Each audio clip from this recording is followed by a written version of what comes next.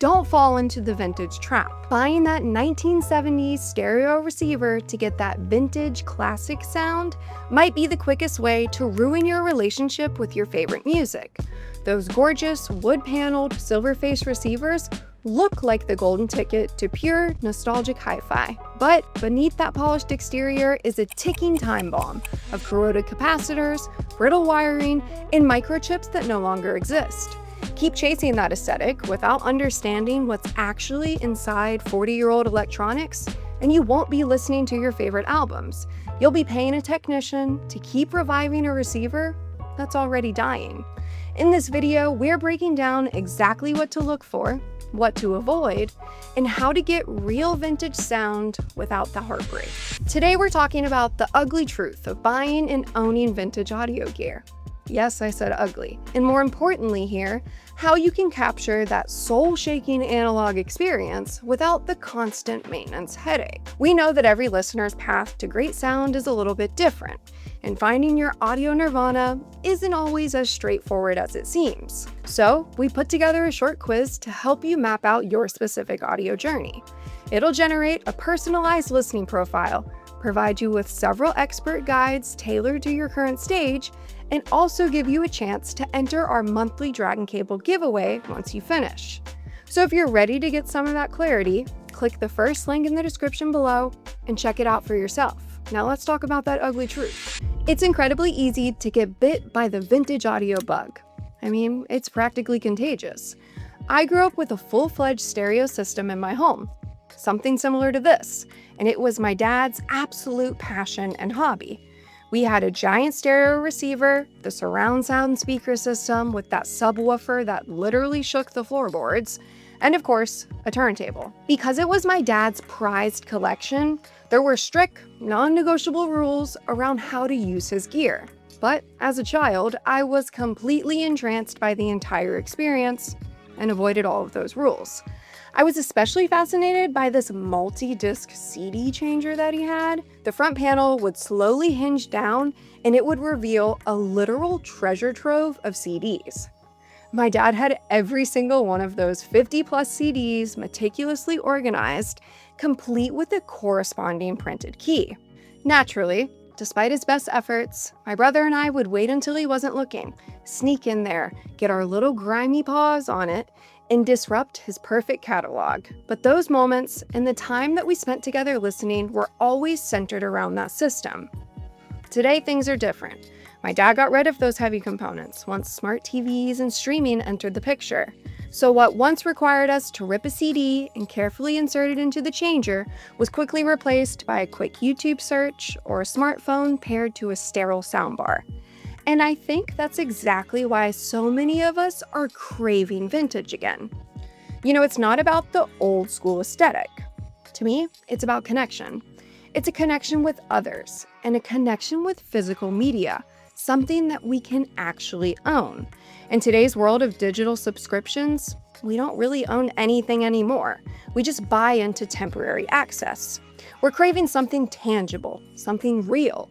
But if you try to satisfy that craving with an actual vintage receiver from the 70s or even earlier, you have to face some harsh engineering realities. The chances of you finding a pristine vintage audio component today are kind of like finding a unicorn.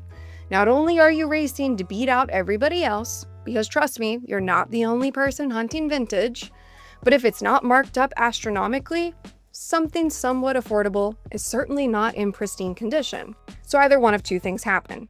You do find that unicorn, and I'm happy for you if you do, or you compromise. You settle for something that might not be in the best condition, but you know, it's nothing a little TLC can't fix, or that's what you thought. The reality is that these components are old, often 40 to 50 years old, and most of them have never been properly serviced. Think of the capacitors inside a vintage receiver like an old flashlight with batteries that you find in the garage door after 30 years. They swell, they leak, and they corrode. Power supplies degrade, solder joints crack, and late 70s gear relied heavily on early integrated circuit chips and proprietary switches. Well, it's just not there anymore. So if a proprietary timer switch or custom IC chip on a classic receiver goes bad, There are simply no modern replacements available. Without a total, expensive rebuild, you're essentially buying a beautiful, non-functional paperweight. So now you have a component that needs some work and you have no real place to start. And if you think that you can just drop it off at a local repair shop to get that sorted out, you're about to embark on what feels like a modern-day mythological quest. Specialized audio technicians who understand these legacy boards, they're rapidly retiring or aging out, and very little new talent is entering the field. Top-tier vintage audio shops are so frustrated and overwhelmed by intermittent, heat-sensitive electrical issues that many have just completely stopped taking outside repairs. They'll only service the gear that they personally sell. So even if you do find a reliable tech that's willing to look at it, there's just no guarantee that a new problem won't pop up the second you bring it home. The time, money, and headaches put into sourcing parts, DIYing at home, trying to phone a friend, or chasing down a technician are things that you could just easily avoid. And how do you do that? Well, today's hi-fi manufacturers have a few ideas. So this is where the magic of the modern hi-fi renaissance comes into play. Manufacturers have realized how deeply we crave that tactile analog connection, and they're giving us the best of both worlds. Take companies like Technics and Audio-Technica, for example. They've completely revitalized vinyl playback, staying true to that classic vintage feel while implementing higher tech features. With a modern Technics deck like the SL1200 GME or the AT LP7X from Audio-Technica, you're getting that ritual of spinning a record without the fear of warped platters, split plastic gears, or degraded internal speed controls. They've kept the soul of the vintage classics alive, but engineered them with modern precision and reliable power supplies so that you can spend your weekends listening to music, not hunting down hard-to-find replacement parts. And it's not just turntables either.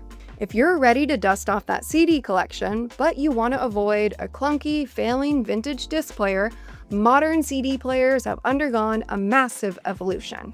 Take the Bricasti M19 SACD CD disc player. It's a perfect example of a modern classic. You get that ritual of putting in the CD into the disc drive and pressing play, but with modern technology. Bricasti's state-of-the-art DAC, pair it with the M11. It's such a great option for somebody who's craving that vintage feel, but they don't want those headaches. When you look at the big picture, this entire movement isn't about chasing old, decaying circuits or embarking on an endless costly quest for some legendary hi-fi wizard. It's about reclaiming that physical, intentional connection to our music that we lost when everything became an anonymous stream. By turning to modern manufacturers who are putting real engineering care and pristine parts into these classic formats, you get to keep the beautiful mechanical rituals without inheriting unnecessary technical headaches. You get the soulful tactical experience that you've been missing, backed by flawless modern reliability so that you can let your gear get out of the way and just let the music be. Remember, craving vintage isn't just about old gear. It's about reclaiming our connection to physical media and sharing those moments with the people we love, just like I did with my dad when I was little. That's what we do here at Moon Audio. We believe that high-fidelity sound should never feel intimidating, and you don't have to be an electrical engineer or a tech wizard to build a beautiful listening sanctuary at home.